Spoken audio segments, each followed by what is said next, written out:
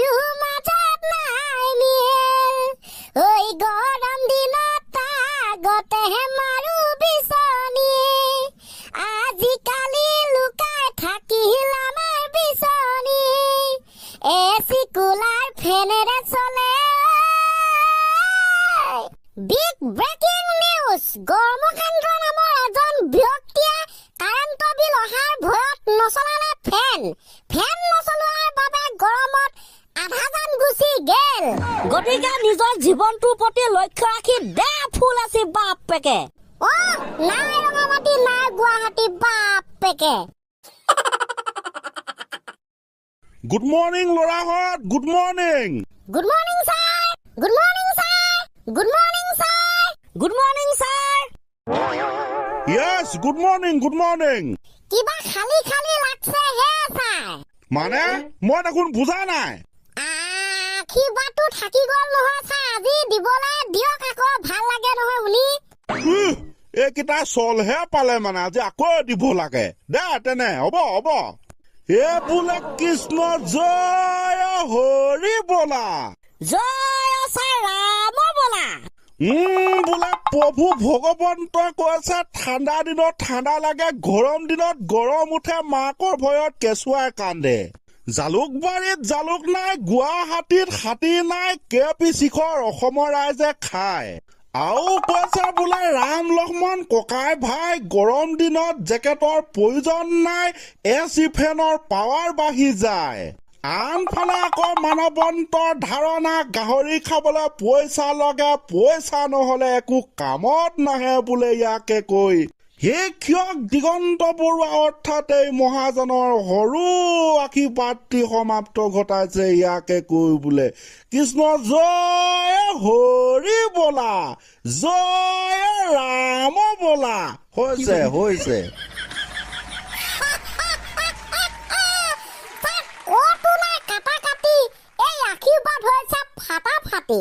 আৰে আশীৰ্বাদ দিছে কোনে এই বৰুৱা শিক্ষকে হেভি হৈছে ছাৰ হেভি গতিকে আশীৰ্বাদটো লোৱাৰ পাছত আহক আমি এতিয়া ফেচবুক কিমান ভয়ংকৰ তাৰ বিষয়ে জানো ফেচবুক কিমান ভয়ংকৰ তহঁতি জনাব লাগিব না মই জনাম আমি জনালাম তাৰপিছত আপুনি জনাব ছাৰ দে অকে তহঁতিয়ে ফাৰ্ষ্ট জনাই ল তাকে ছাৰ আচলতে ফেচবুক বোলা বস্তুটো সঁচাকে বৰ ভয়ংকৰ বস্তু ৰহিমৰ সৌজনী জীয়েক পলাই গ'ল ঘনকান্তৰ ডাঙৰটো পুতেকলে দিগন্তৰ মাইকীটো অৰ্থাৎ পত্নীজনী আকৌ পলাই গ'ল ফুলেশ্বৰী একমাত্ৰ পুত্ৰ মূলেশ্বৰ শইকীয়ালে ৰাঘৱ ডাঙৰীয়াই ভুলবশতঃ পলুৱাই লৈ আনিলে 5টা সন্তানৰ মাতৃ জানমণি দেৱীক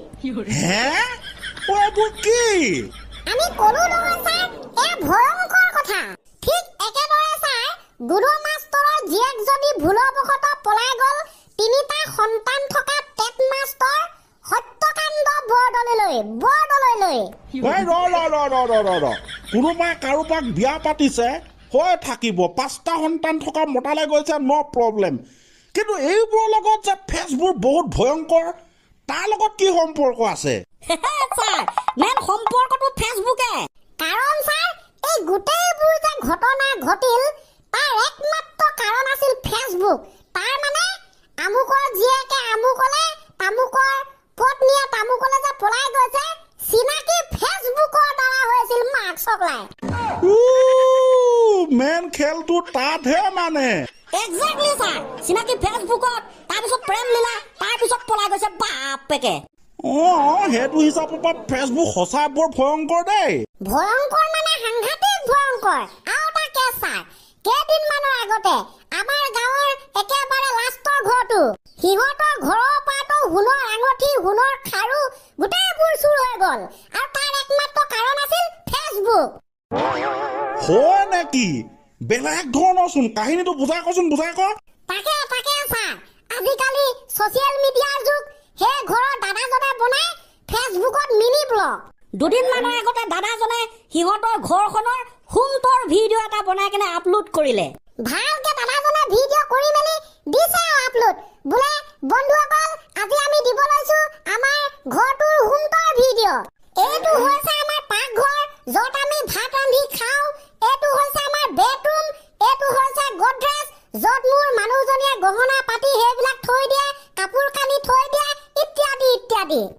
তাৰপিছতনো হ'বলে কি আছে ছাৰ? ভিডিঅ' কৰা মানুহ ভিডিঅ'টো দিয়াৰ পাছতে পিছদিনাখন ফুৰিবলৈ গ'ল, ৰাতিলে চুৰে উঠাই দিলে গোটেই গহনা পাতি। ৰাম ৰাম, কি যে হ'ব? হ'বলে কি আছে আৰু ছাৰ? ভিডিঅ' কৰি দেখাই দিলে বোলে এইটো গডৰেজত আমাৰ পত্নীৰ গহনা পাতি থাকে। আৰু চুৰজন আছিল সেই দাদাজনৰ ফলোৱাৰ্ছ, বাপেকে ফলোৱাৰ্ছে এইবাৰ ঘৰত সোমাই চুৰ কৰিলে গহনা পাতি খেদে। হয় পাই, কিছুমান বস্তু প্ৰাইভেটলি ৰখাই ভাল। এইসোপা মানে ভিডিঅ'ৰ নামত নিজৰ মানে গোটেইবোৰে ধ্বংস কৰি পেলাব আমাৰ এতিয়া জনসাধাৰণে। কি কবি ন? উপায় নাই ছাৰ, কি ক'ব? এয়া মিনি ব্লগৰ পাৱাৰ। যি কি নহওক, এয়া আছিল সৰু সুৰা ঘটনা। সেইদিনাখন তাতকৈ ডাঙৰ ঘটনা এটা ঘটিল ছাৰ। এইবাৰ মোৰ বন্ধু এজনে কি হ'ল, ফেচবুকৰ বাবে জেলত সোমাব লগা হ'ল। কেনেকে? সেইকেইদিন যে ছাৰ পাকিস্তান আৰু ভাৰতৰ মাজত যে যুদ্ধ হৈ আছিলে, সেইকেইদিনৰ কথা। সেইকেইদিনতে ছাৰ আফগানিস্তান আৰু শ্ৰীলংকাৰ মাজত T20 ক্ৰিকেট খেল হৈ আছিল। খেলৰ মাজতে সেই বন্ধু দুজনে বাজি লগালে নহয়। এজনে কৈছে যদি শ্ৰীলংকাই জিকে তেনেহ'লে মই তোক 500 টকা দিম, যদি আফগানিস্তানে জিকে তেনেহ'লে মোক 500 টকা দিবি। দুজন বন্ধুৱে মান্তি হ'ল চুক্তিত। অ'কে। তাৰপিছত ৰাতিহে খেলটো জমিছে। খেল খতম, আফগানিস্তান জিকি গ'ল, বন্ধুজনে পালে 500 টকা। বন্ধু ফূৰ্তিত ঠাহনি নাই, কি কৰো কি নকৰো অৱস্থা। 500 টকা পাইছে ফ্ৰীতে। সেইবাবে বেচেৰা বন্ধুৱে আফগানিস্তানক উদ্দেশ্য কৰি ফেচবুকত এটা ষ্টেটাছ লগাই দিলে, আফগানিস্তান জিন্দাবাদ, আফগানিস্তান ক্ৰিকেট টিম জিন্দাবাদ, এই বুলি লিখি আপলোড কৰি দিলে। কিন্তু কপাল বেয়া ছাৰ, হৈ গ'ল ওলোটা। মানে কেনেকুৱা ওলোটা? কেতিয়াবা যে ছাৰ আমি লিখোতে অকণমান কিবা এটা মিষ্টেক হৈ পৰে। জাম লিখিলে গাম হৈ পৰে, খাম লিখিলে জাম হৈ পৰে, হয় না ছাৰ কেতিয়াবা তেনেকুৱা? এইটো কেতিয়াবা হয়। ঘৰ যদি লেখো পৰ ওলাই যায়, তেনেকুৱা হয়তো। সেই ঠিক তেনেকুৱাই হ'ল। লিখিছে আফগানিস্তান, হৈ পৰিল পাকিস্তান। লিখিছে আফগানিস্তান ক্ৰিকেট টিম জিন্দাবাদ, হৈ পৰিল বাপেকে পাকিস্তান ক্ৰিকেট টিম জিন্দাবাদ। ফুটিলে চোৱাই নাই, ডাইৰেক্ট আপলোড কৰি দিছে। পিছদিনাখন ঘৰত আহিছে পুলিচ, বোলে কি হ'ল? পুলিচে কৈছে এই যুদ্ধৰ সময়ত তই পাকিস্তানক জিন্দাবাদ কৈছ, গতিকে জেলত যাব লাগিব। খা বাপেকে।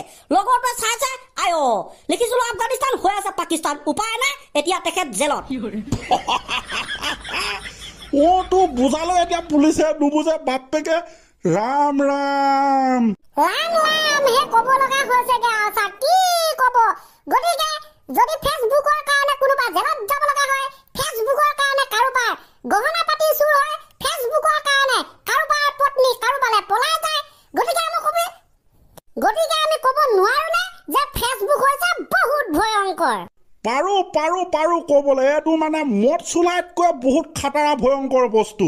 কি ক'ব আৰু ছাৰ, আজিকালি তেনেকুৱাই। কিছুমান মানুহ ব্যস্ত মদ চুলাই খোৱাত, কিছুমান ব্যস্ত ফেচবুকত, কিছুমান ব্যস্ত ইনষ্টাগ্ৰামত, কিছুমান আকৌ ব্যস্ত এইবোৰ নিচাত।